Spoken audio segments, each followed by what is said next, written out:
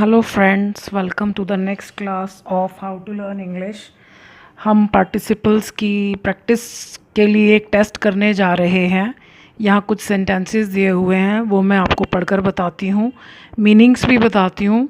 फिर आप इनको कीजिए और वीडियो के एंड में मैं आपको इन सब के आंसर्स भी बताऊँगी। हॉर्न बजाने वाले ड्राइवर को सज़ा दी जाएगी। हॉर्न बजाने के लिए blow, blow, blue, blown.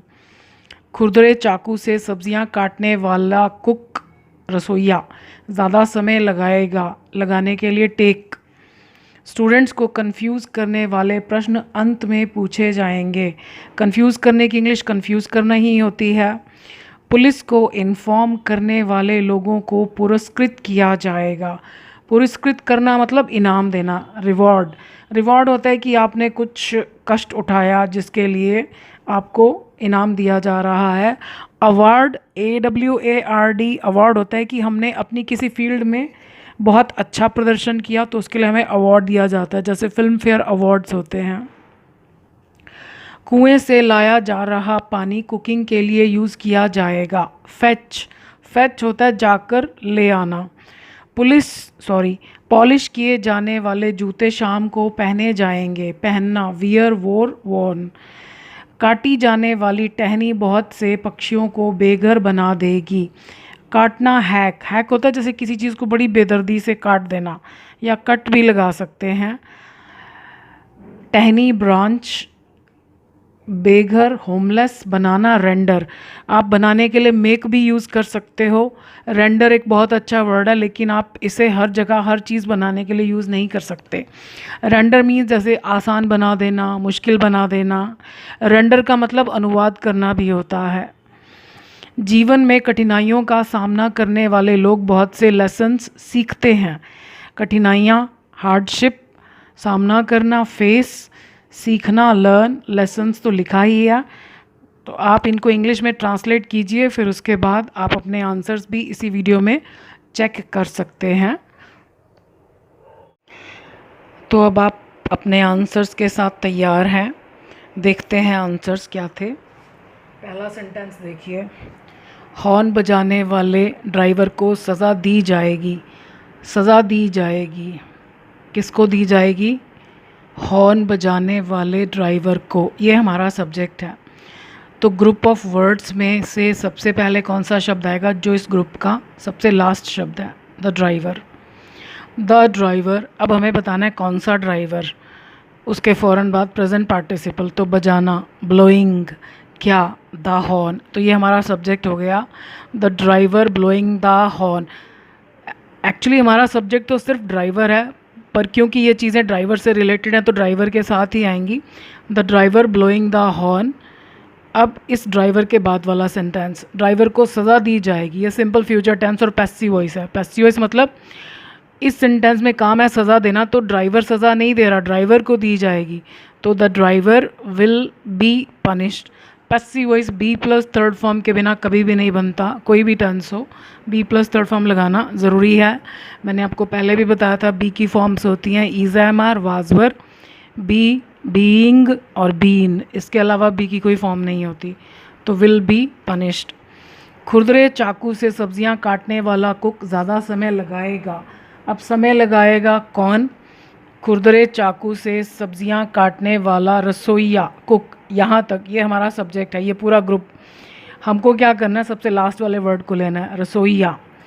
The cook, कौन सा कुक? सीधा प्रेजेंट पार्टिसिपल। अब ये काम कुक ने करना है तो इसलिए हम इसको ऐसे ही लिखेंगे, the cook cutting the vegetables with a blunt knife. Cutting के बाद पहले क्या या किसको का जवाब आएगा। So the cook cutting the vegetables with a blunt knife.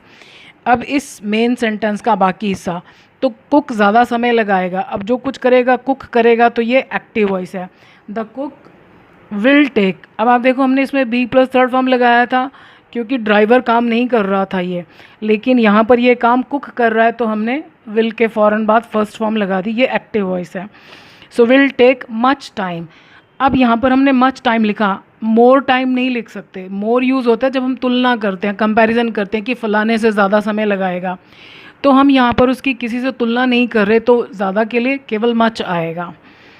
Students को कंफ्यूज करने वाले प्रश्न अंत में पूछा जाएगा। क्या पूछा जाएगा? स्टूडेंट्स को कंफ्यूज करने वाले प्रश्न। ये पूरा हमारा सब्जेक्ट है, लेकिन लास्ट शब्द क्या है? प्रश्न। ये सबसे पहले आएगा।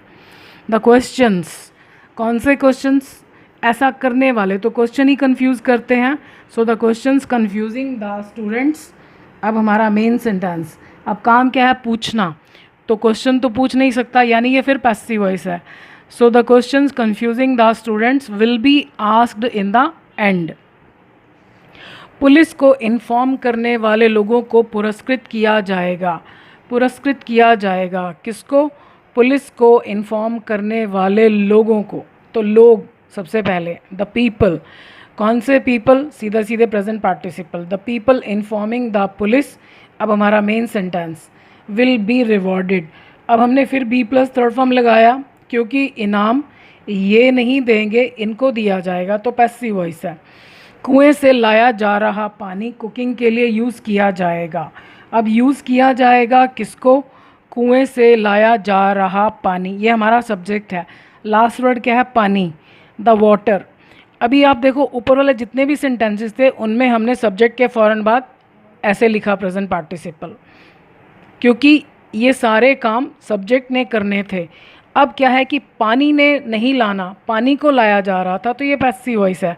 तो प्रेजेंट पार्टिसिपल की शर्त क्या है कि उसे आईएनजी चाहिए, और पैसिव वॉइस की कंडीशन क्या है कि उसे थर्ड फॉर्म चाहिए। तो हमने दोनों की कंडीशन पूरी कर दी। पैसिव वॉइस के लिए हमने बी की ऐसी फॉर्म का चुनाव किया जिसके साथ हम आईएनजी लगा सकते हैं। सो द वाटर बीइंग फैच्ड, कहाँ से? कुएं से। कोई भी चीज़ कहाँ से आ रही है तो उसके लिए फ्रॉम प्रपोजिशन लगाई जाती है। The water being fetched from the well. अब हमको इसका बाकी हिस्सा लिखना है। The water will be used. अब ये भी पैसिव वॉइस है, क्योंकि सब्जेक्ट कौन है? वाटर। तो वाटर यूज़ नहीं करेगा, वाटर को यूज़ किया जाएगा। So water will be used for cooking. Polish किए जाने वाले जूते शाम को पहने जाएंगे। पहने जाएंगे, कौन पहने जाएंगे? पॉलिश किए जाने वाले जूते, ये हमारा सब्जेक्ट है। इस ग्रुप में से सबसे पहले लास्ट वाला शब्द आएगा, द शूज़। ये हम हर जगह द क्यों लगा रहे हैं? क्योंकि हम बता रहे हैं कि हम कौन से जूतों की बात कर रहे हैं, मतलब सब्जेक्ट के बारे में हम बता रहे हैं कि किसकी बात हो रही है। The shoes. अब शूज़ के बाद भी हम पॉलिशिंग नहीं लिख सकते, क्योंकि शूज़ पॉलिश नहीं कर रहे, तो फिर passive voice, the shoes being polished.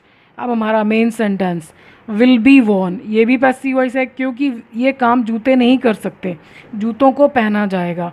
So will be Warne in the evening. काटी जाने वाली टहनी बहुत से पक्षियों को बेघर बना देगी। बेघर बना देगा कौन? काटी जाने वाली टहनी। ये ग्रुप हमारा सब्जेक्ट है, हमको लास्ट वर्ड लेना है। The branch. अब ब्रांच के बाद जो काम है वो ब्रांच नहीं करेगी, तो फिर पैसिव वॉइस। नहीं तो हम कटिंग लिखते, अगर ब्रांच काट रही होती तो हम कटिंग लिखते, बीइंग नहीं लगाते। The branch being cut. अब ब्रांच ही बेघर बनाएगी, तो ये पैसिव वॉइस नहीं है। Will render. रेंडर मतलब मेक, बना देगी किसको? Many birds. क्या बना देगी? होमलेस। अब इसमें आप बना देगी के पहले होमलेस नहीं लिख सकते, पहले आपको बर्ड्स ही लिखना पड़ेगा कि बहुत सारे पक्षियों को बना देगी। क्या बना देगी? होमलेस। जीवन में कठिनाइयों का सामना करने वाले लोग बहुत सारे सबक सीखते हैं, लेसन सीखते हैं। कौन सीखता है लेसन? जीवन में कठिनाइयों का सामना करने वाले लोग, ये हमारा सब्जेक्ट है। इसमें से सबसे पहले आप ये लिखेंगे, द पीपल। क्या करने वाले? सामना करने वाले। अब ये काम कौन करेगा? ये। तो हमें बीइंग प्लस थर्ड फॉर्म लगाने की ज़रूरत नहीं है। द पीपल फेसिंग क्या? हार्डशिप्स इन लाइफ, जीवन में। The people learn. अब यहाँ पर एस भी नहीं लगाना, क्यों? क्योंकि ये सब्जेक्ट प्लूरल है, बहुवचन है। द पीपल लर्न क्या? Many lessons. तो आप चेक कीजिए कि आपके कितने सेंटेंसेस ठीक हैं। नेक्स्ट वीडियो में हम फिर प्रैक्टिस करेंगे पार्टिसिपल की, ताकि हम और अच्छे से सीख सकें। आज के लिए इतना ही। वीडियो देखने के लिए बहुत बहुत धन्यवाद। Thank you.